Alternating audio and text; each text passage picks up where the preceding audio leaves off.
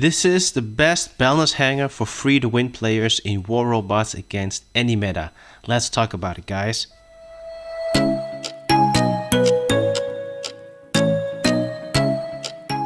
Hey guys, welcome back to my channel, ATN Gaming here, and in today's video I want to share my thoughts on what I think is the best balance hanger in war robots that you can build as a free-to-win player that could last you for years to come, regardless of whatever meta or meta weapons are being released in the upcoming years. Also, with little chance and less fear that your equipment will be hit by a major nerf by Pixonic. Now, I said best balance hanger, meaning this is the most versatile hanger in my opinion that I think you could build and max out to MK2 level 12.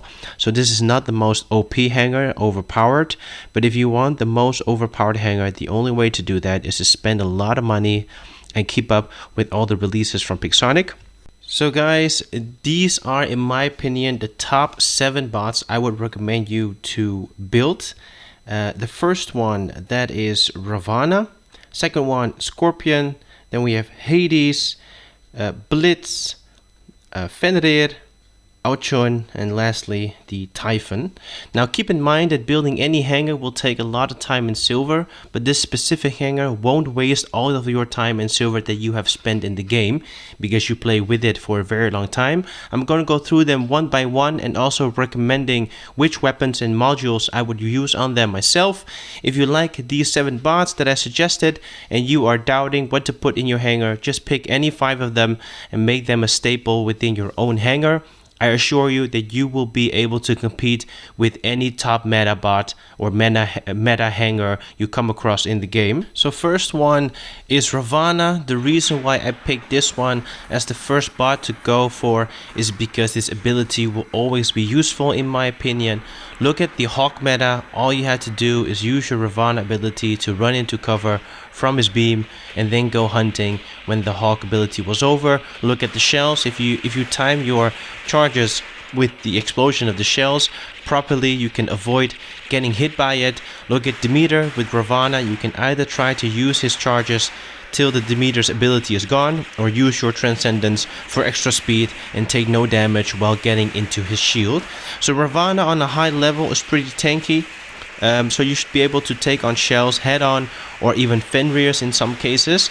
Because of its ability to basically phase shift multiple times, I would recommend to use the legendary pilot Arnav Poe, which will give you in total of 3 phase shift charges. It is very versatile against any meta, even against Orochi in the near future in my opinion. Right now, because of the shells, I would use igniters on them, but for medium or long distance fighting you can put Wasp, Pulsars or even atomizers on them.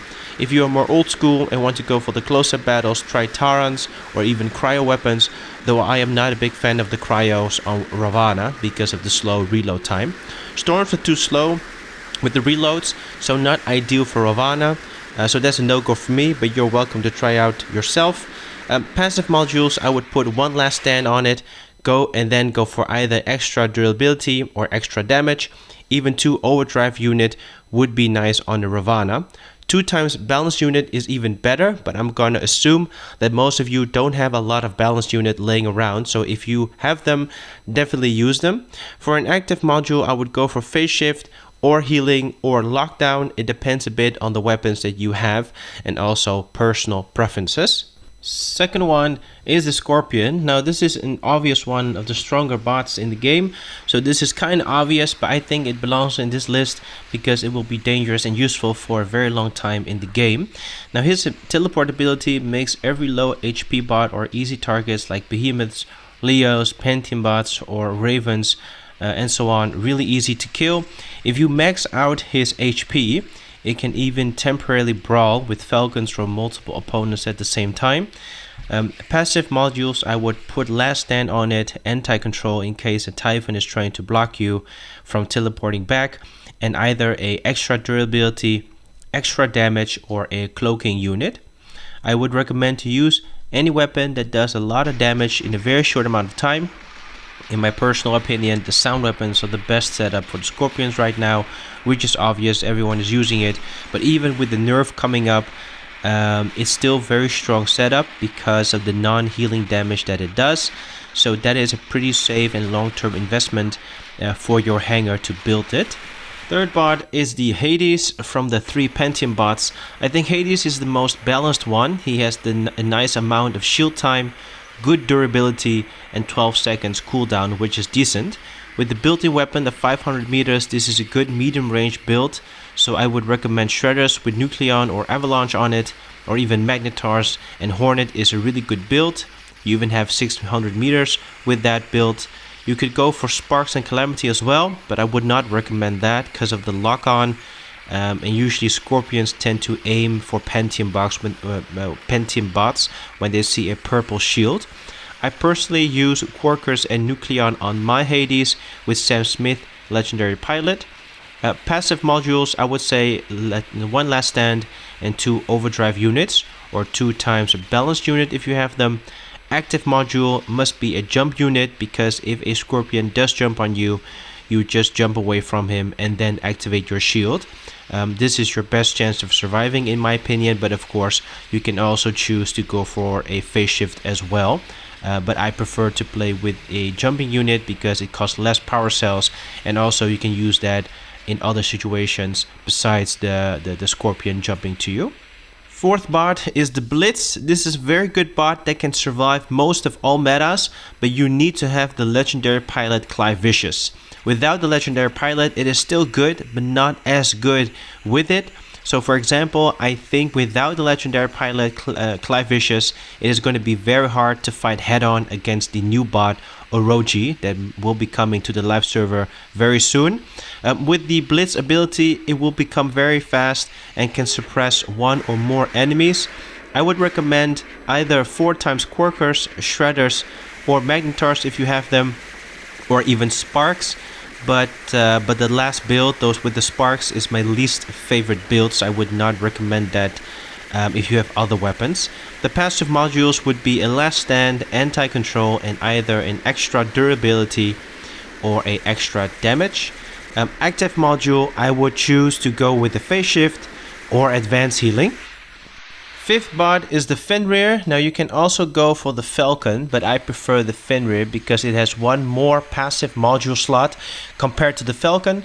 Otherwise I would have gone for the T-Falcon build, because then you only need to max out 1 heavy weapon. This saves up time and silver, but Fenrir is the better option in my opinion, but you need to have the Legendary Pilot Bernadette Wolf, and because this will be the tanky bot in your hangar, I would recommend you, if you have the choice, to go for the Cryptic Fenrir, which has 10% more of durability than the regular one. Now if you don't have the Cryptic Fenrir, that is fine, but if you do, max the Cryptic Fenrir out all the way to MK2 level 12, because it is going to make a huge difference in HP compared to the regular Fenrir. Now when playing, make sure that 80% of the time your heavy weapons is in use, because that way you have the damage reduction active on the Fenrir.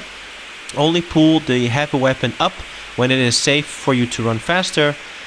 Weapon wise, I would go for the Igniters with Ember or Igniter with Glacier. Don't go for the Cryo with Glacier, because when you are out of ammo you are a sitting duck, which sucks. Even with all of the HP that you have with the Fenrir, it just takes forever to reload those cryo weapons. The reason why I would suggest Igniters and Glaciers is because if you combine this with drones and have suppression or freeze chips on them, the Glaciers can activate those chips faster than the Igniters.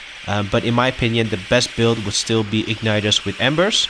So if the opponent is suppressed and frozen though, you take less damage, and at the same time you do extra damage with the Igniters because they are frozen. And with Glaciers you don't have to worry about a reload time on the heavy weapon because it constantly reloads, so you can either have the weapon up or down. It doesn't really matter for the reload. Now passive module wise, I would go for 3 times extra durability or 3 times a balanced unit. The active module would be healing or advanced healing. It depends on your power cells, on the amount of power cells that you guys have. The sixth bot is the Auchon. Now though it has been heavily nerfed, but with the shell meta, but also the Orochi that's coming up, or versus a Titan Arthur, the Auchon is still very dangerous. So I do recommend to use the Auchon, but preferable with the Yang Li legendary pilot against the Orochi when that hits the live server, but against any other bot, any other pilot will do. But because of the ability of Yang Li to have quantum radar during flight, that is a good counter against the Orochi. On the Outshone, I would recommend 2 Glaciers or 2 Embers or 2 Redeemers. Glaciers and Embers are very good against Shells and Arthurs, so that would be my choice. Passive modules are Last Stand with a cloaking unit and an extra damage, or Last Stand with 2 times overdrive, because when your overdrive kicks in, use your ability to get the stealth and you can do a lot of damage with the built-in fire. Now active module would be a phase shift or a lockdown. Last but not least is the Typhon. Now I'm a big fan of this bot because of its shield. It protects you pretty good and recharges very fast. So any first attack, like from Blitz ability or Nightingale ability, any snipers and so on, that Aegis shield will always have your back and protect you from any suppression or lockdown, that kind of stuff. I prefer to use the Typhon more like a medium to long distance sniper bot. So I would recommend putting Pulsars or Wasp on the Typhon, but of course you can also go for the Brawl and put Igniters, Tyrants, cryo weapons on them, or even go old school and put Punisher Ts on them. The Punisher Ts are very cheap to upgrade. The only thing that you should keep in mind is a 10-second reload. Now passive module wise, that would be a Last Stand, and in my opinion 2 times Fortifiers. If you can max them out, it's always good to max out these passive modules, because when you change bots, you can always bring and put those modules on a new bot that you're using. Active module, I would use a phase shift or a jumping unit in case a Scorpion locks onto you and jumps and teleports to you.